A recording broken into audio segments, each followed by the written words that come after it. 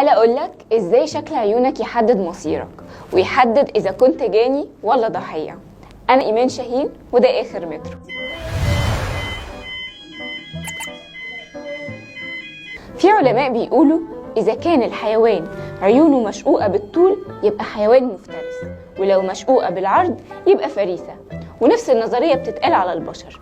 سنة 65 في فيلسوف ياباني طلع نظرية اسمها نظرية السينباكو، ودي نظرية تحدد مصير البشر عن طريق مكان الجزء الأبيض بالنسبة للقزحية. فلو كان اللون الأبيض ده فوق القزحية فالشخص ده جايز يكون مجرم أو عنده استعداد للقتل، ولكن إذا كان اللون الأبيض ده تحت القزحية فالشخص ده عمره قصير ووفاته مش طبيعية.